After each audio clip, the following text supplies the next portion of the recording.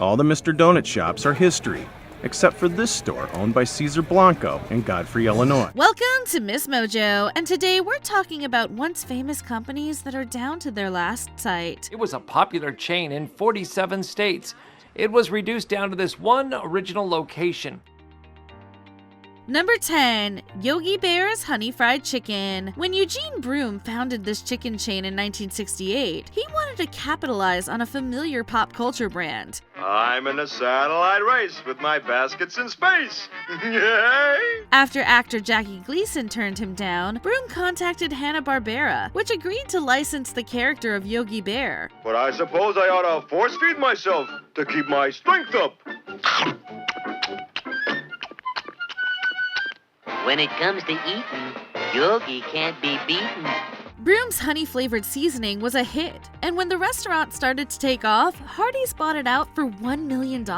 However, the company neglected its small Carolina-based subsidiary. With costs rising and sales declining, it began shutting down locations in the 70s. The giant statues that decorated the restaurants were dumped in a vacant lot in North Carolina, turning it into a creepy cartoon graveyard. Today, the last Yogi Bear's Honey Fried Chicken is privately owned and still going strong in Hartsville, South Carolina. This is the last Yogi Bear. Originally, there were 20. Number 9. B. Dalton. This mall-based bookseller was founded in 1966 by Bruce Dayton, who for some reason decided to change the spelling when he named the store after himself. At its peak in 1986, B. Dalton nearly had 800 locations across the country. Definitely time for another cup of coffee. These and other page-a-day calendars make great gifts at B. Dalton Bookseller. You can call me Books. Shortly after that, it sold out to Barnes & Noble, which kept the Dalton name on the stores. Shopping malls have been declining in popularity since the mid-80s and 90s, and the stores in them have suffered. Over the past few decades, some malls across the country have become vacant buildings, stores closing and moving to online retail. By 2000, B. Dalton was down to about 500 locations, and by the end of 2010, it was down to just 2. The last location closed in 2013, but in 2022, a Barnes & Noble in Florida's Oviedo Mall rebranded as a B. Dalton, bringing the name back to life. There's another reason to give 2 gifts. You might get 2 back. 2 great gifts, just $14.95 each at B. Dalton Bookseller. You can call me Books. Number 8. Druther's. Like Yogi Bear's, Druther's was a fast food chain based in the southern U.S. It started under the name Burger Queen in Winter Haven, Florida in 1956 and expanded into Kentucky in 1961. By 1981, it had 171 locations in 7 states, plus franchises in England, Canada, China, and the United Arab Emirates. So if you're really hungry, you know just what you want. Ask for Andy Dandy Taylor at Druther's Restaurant. I'd rather go to Druther's Restaurant. Yes, sirree. That year, the company changed the name to Druther's to make it clear that it sold more than hamburgers. Unlike most of the businesses on our list, Druther's wasn't forced to shut down. Instead, it partnered with Dairy Queen starting in 1990 and converted nearly all of its locations to the Dairy Queen name. Things are really cooking now that so many Druthers have become Dairy Queen restaurants. But one Druther's franchise is still in operation in Campbellsville, Kentucky, and it's still pretty popular. Regulars and tourists alike hope they never see this one boarded up. Oh, I wouldn't like it. Oh, no.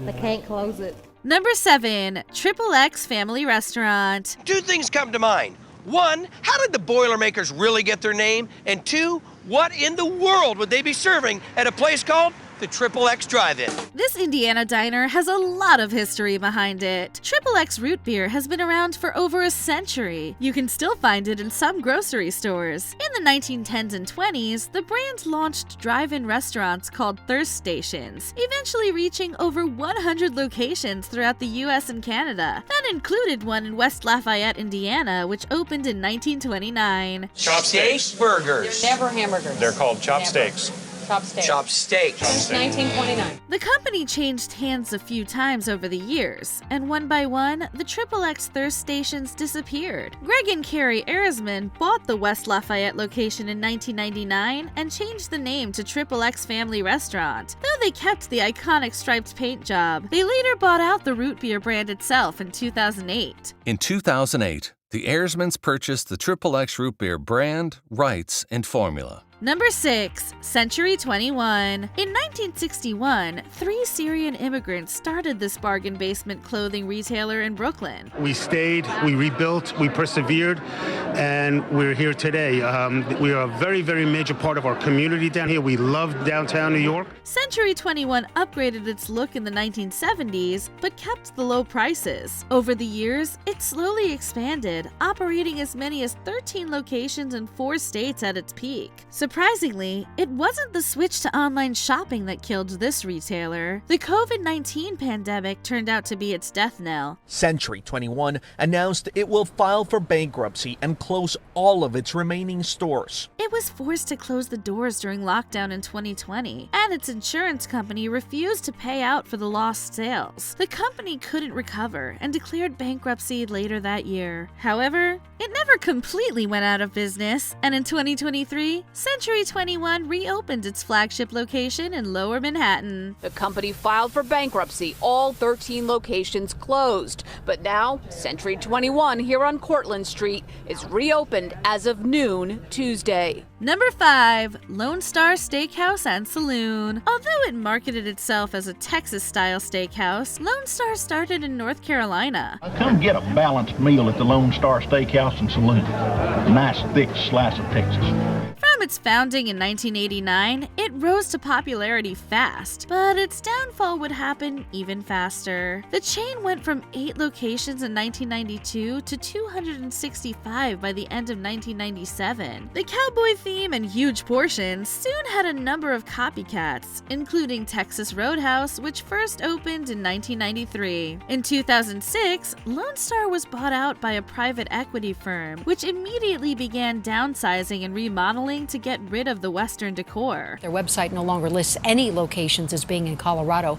We checked on the one out in Golden, and we found this sign that says the restaurant closed Friday. Through the Great Recession and another ownership change, Lone Star Steakhouse continued shutting down one by one. Now the last one standing is on the island of Guam. Lots of exciting changes you have to see to believe. You'll want to come back again and again. See you Saturday. Bye, guys.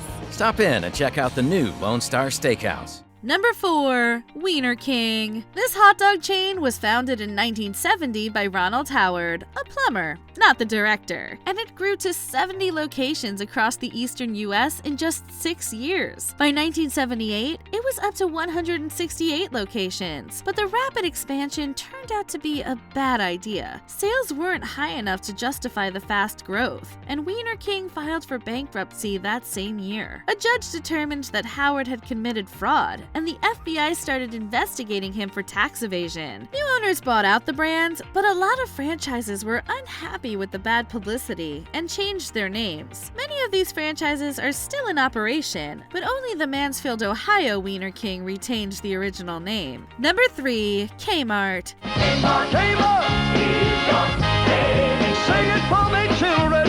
The new Solon Kmart will celebrate its grand opening starting Thursday. Technically, there are still 3 Kmarts left, but 2 of them are in the Virgin Islands and Guam. The only one on the U.S. mainland is in Kendale Lakes, Florida. The company started under the name Kresge's in 1899, and the first Kmart store opened in Southern California in 1962. At its pinnacle, there were more than 2,000 Kmarts across North America. It was the second largest retailer in the country until 1990, when Walmart surpassed it. Then things went downhill fast. If Target was more fashionable and Walmart was cheaper, what was Kmart? And that became the problem. No one knew why you would go to a Kmart. The president and chairman were accused of fraud, allegedly throwing away millions on planes, boats, and luxury houses while lying to investors and colleagues. After multiple lawsuits and bankruptcies, this once great American store is on its last legs. But now it's the end of an era for this traditional store, but at least for now, tucked away in Kendall, we still have a little piece of nostalgia. Number 2. Hot and Now. Blame PepsiCo for the disappearance of this budget-friendly burger chain. Hot and Now started in 1984 in Kalamazoo under founder William Van Domelen. I'd call the Bolt Jr. a better value, and I'd call this one way too expensive. Bad burger, bad burger. The new 69-cent Bolt Jr. from Hot and Now. A value like this is hard to beat. By 1990, it was already up to 100 locations in 15 states, thanks to its super popular 39-cent hamburgers. That's when PepsiCo bought it out. The company started making changes, switching up the menu and reducing support for franchises. The Great Big Cheese. It's a tastier, beefier, cheesier burger. When you say big cheese, you've said a mouthful. Van Domelen quit, followed by President Don Pierce. Franchise owners weren't happy. Restaurants started closing rapidly, and in 2004, the company filed for bankruptcy. A 2016 fire closed the Bay City, Michigan Hot and Now, leaving the Sturgis location as the last one. But the company opened a new site in fall of 2025, with more plans for the future. It's one of those stories, you think about it, and when you get that idea, you don't know if it'll ever happen, and then it takes amazing people. It takes a lot of amazing people. Before we continue, be sure to subscribe to our channel and ring the bell to get notified about our latest videos. You have the option to be notified for occasional videos or all of them. If you're on your phone, make sure you go into your settings and switch on notifications.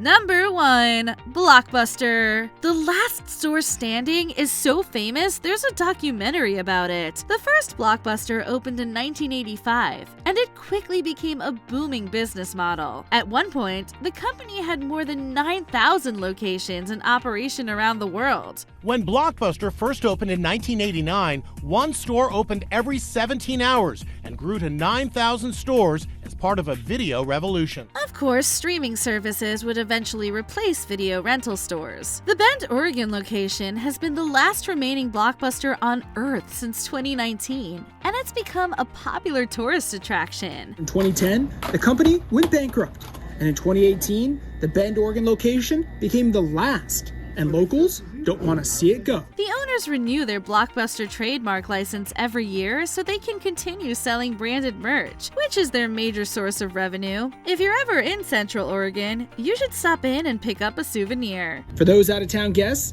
this has become a tourist destination. For some locals, they prefer stopping at a Blockbuster for their family fun, especially when they're snowed in. Which of these businesses would you like to see make a comeback? Let us know in the comments.